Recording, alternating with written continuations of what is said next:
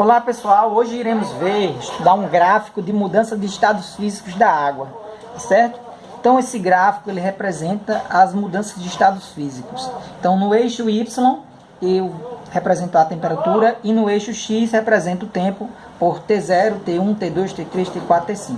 Então a água a menos 5 graus Celsius ela está no estado sólido e até 0 graus Celsius ela continua no estado sólido. Então quando a água chega na temperatura de 0 graus Celsius, ela começa a passar do estado sólido para o estado líquido. Então aqui eu tenho um processo de mudança de estado físico, que vai durar do T1 até T2. Esse processo de mudança de estados físicos é chamado de fusão.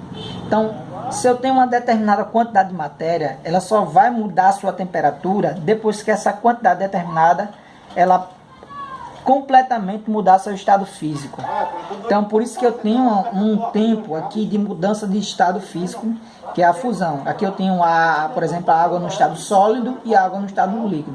Enquanto toda a água não passar para o estado líquido, a temperatura não varia, ela se mantém constante durante a mudança de estado físico.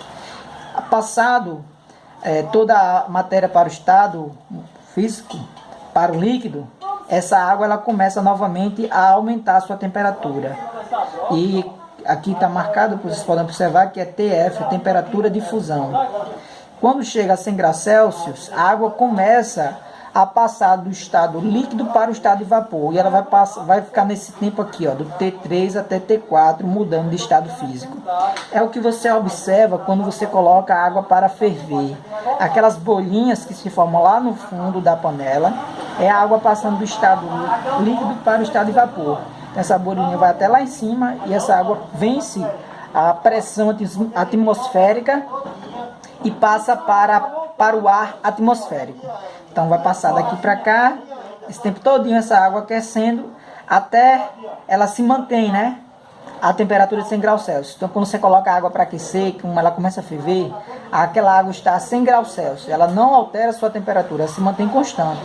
Se você deixar aquela água, ela vai ficar ali um tempo até evaporar, mas não passa de 100 graus Celsius. E ela vai passar para o estado de vapor. Quando nós usamos, por exemplo, a panela de pressão, a água começa a ferver a uma temperatura maior, por exemplo, a 120 graus Celsius. É por isso que a panela de pressão, ela cozinha os alimentos mais rápido, porque a água começa a ferver a uma temperatura maior. E a gente vai ver a aplicação nisso assim. Por exemplo, se você cozinhar ao ar livre em La Paz, na Bolívia, o cozimento vai demorar mais, porque a água ferve a 87 graus Celsius. Então a panela de pressão ela confere uma vantagem a você utilizar, porque ela vai acabar cozinhando os alimentos mais rápido. Então o que seria a pressão atmosférica? A pressão atmosférica é uma força que o ar atmosférico exerce sobre todos os corpos. Então quanto mais próximo do nível do mar, maior é a pressão atmosférica, porque eu tenho uma maior coluna de ar exercendo uma pressão sobre os corpos, como vocês podem observar aqui na figura. Veja que aqui em São Paulo, a 750 metros de altitude, a coluna de ar é menor. Então a pressão atmosférica aqui vai ser menor. Uma consequência disso é que também aqui eu tenho menos oxigênio. Já aqui, quanto maior a coluna de ar, eu vou ter mais oxigênio disponível em uma cidade mais próxima do nível do mar. Um exemplo que eu trouxe para a gente é na cidade do Rio de Janeiro, ao nível do mar, né, a água entra em ebulição a 100 graus Celsius. E em La Paz, na Bolívia, a 3.340 metros de altitude, a água entra em ebulição a 87 graus Celsius. Então por que isso acontece? Isso acontece porque em La Paz, como é muito alto, a coluna de ar que existe sobre a cidade é menor. E já no rio a coluna de ar é maior. Então eu tenho mais matéria sobre a água.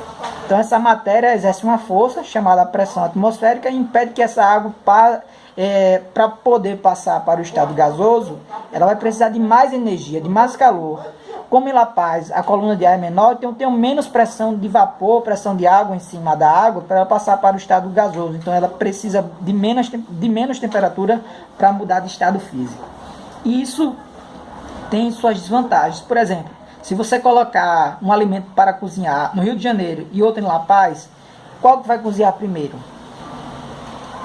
provavelmente o que vai cozinhar primeiro é no Rio de Janeiro, porque a água, para começar a ferver, ela tem que chegar a 100 graus Celsius. E em La Paz, na Bolívia, a 86 graus Celsius. Então, o alimento, ele demora mais tempo para cozinhar em La Paz, porque a água aquece muito rápido.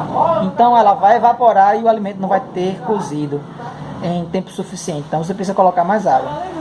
Então, é por isso também que a gente usa a panela de pressão, porque ela aumenta a temperatura de ebulição da água e os alimentos cozinham mais rápido.